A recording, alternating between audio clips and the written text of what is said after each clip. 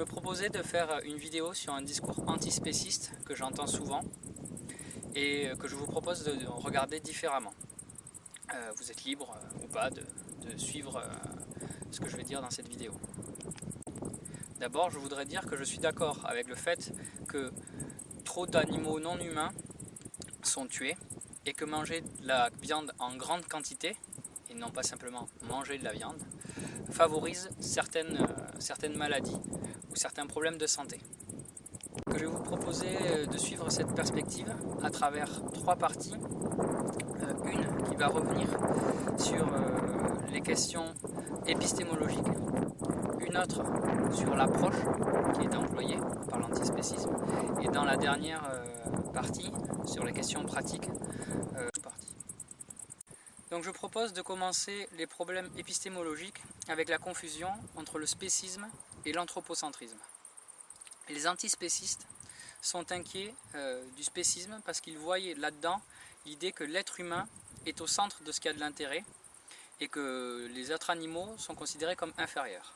En fait, ce problème n'est pas lié au spécisme, qui consiste juste à distinguer qu'il existe des espèces, mais à l'anthropocentrisme, c'est-à-dire à l'idée que c'est l'être humain qui est au centre des valeurs et qu'il est donc supérieur en intérêt à toutes les autres espèces qui existent, à tout ce qu'il y a autre que l'être humain qui existe.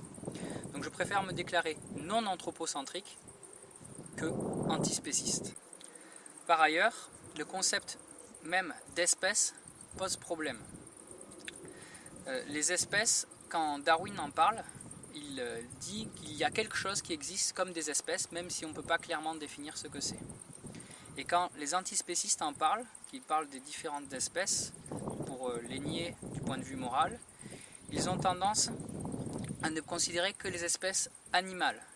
D'ailleurs, certains citent Peter Singer en rajoutant le mot animal, alors qu'il n'existe pas dans le texte de Peter Singer, et qu'il y a des espèces, par exemple, aussi entre les plantes.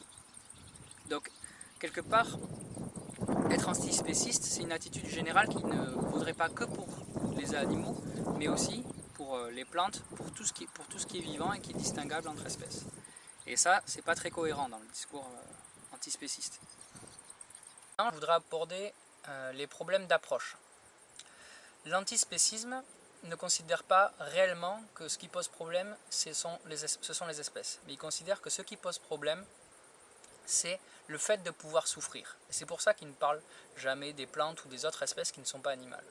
Le fait de pouvoir souffrir, ça a un autre nom, ça s'appelle le pathocentrisme. C'est-à-dire on va fixer notre attention sur le fait que les choses peuvent ressentir du plaisir et de la souffrance. Le pathocentrisme pose un problème en tant qu'il est le centre de l'attention, c'est qu'il met tout ce qui peut souffrir au même niveau.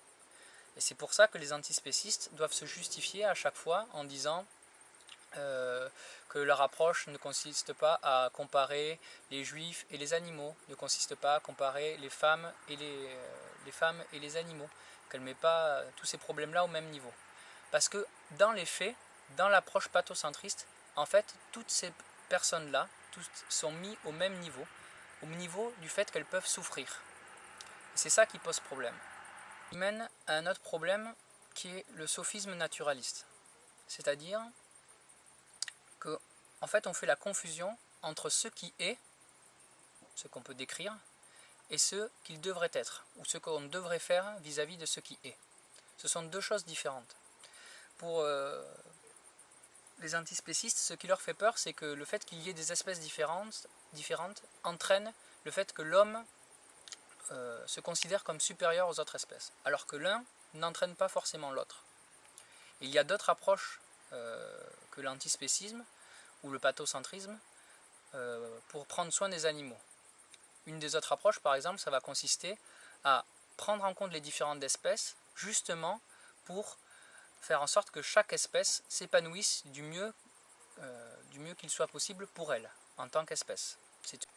Enfin, pour terminer dans cette approche, Bentham, qui est en permanence cité par les antispécistes comme étant la personne qui met au centre le fait qu'il faille considérer la souffrance, et pas les espèces, pas le fait qu'ils aient des jambes, des poils, etc., n'était pas pour l'abolition de la souffrance, mais pour la canalisation de la souffrance. Et c'est cette approche issue des débuts de l'utilitarisme, qu'il va poser tout un ensemble d'autres problèmes qu'on va rencontrer par la suite et que je vous propose d'examiner et qui va engendrer des problèmes pratiques. Pour aborder les questions d'approche qu'a posé justement l'utilitarisme de Bentham, quand Bentham propose de regarder la souffrance, c'est pas pour l'abolir, mais pour la canaliser. Et s'il est juriste et qu'il a mis au point une nouvelle manière de faire des prisons, ce n'est pas pour rien. Il a quand même élaboré le panoptique, il a quand même élaboré tout un ensemble de structures qui visaient non pas à abolir la souffrance, mais à en faire quelque part ce qu'il pense être un bon usage, c'est-à-dire utiliser la souffrance au bon moment.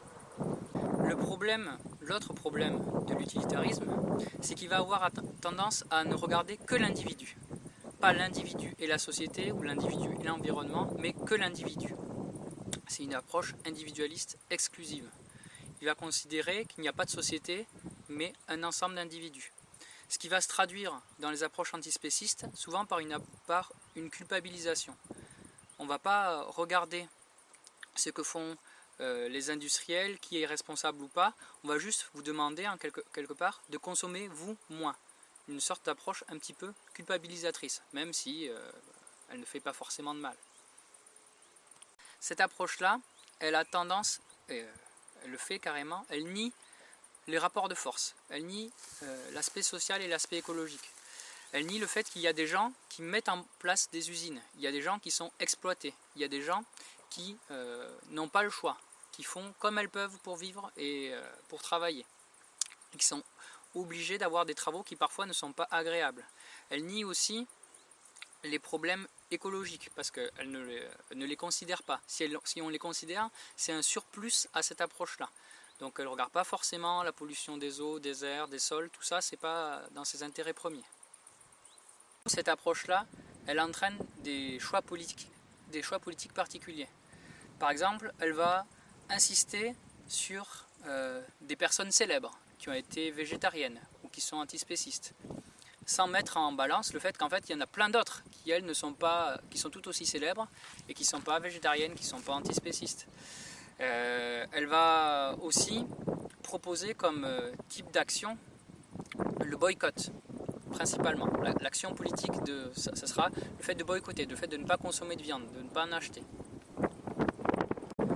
En fait, il faut aller, pour moi, au-delà du boycott, au-delà de l'action individuelle, dans une action sociale collective.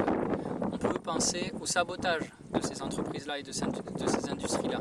On peut penser à tout un tas d'actions qui vont viser à faire perdre de l'argent à ces sociétés. Et pas que par le fait de ne plus acheter, mais par le fait de faire une pression sociale, une organisation qui va venir contrecarrer l'organisation qui oppresse l'individu.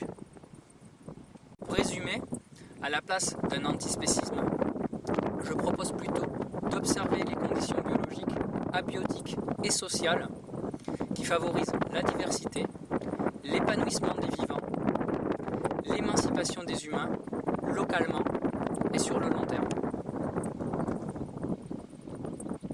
Je vous remercie de votre attention.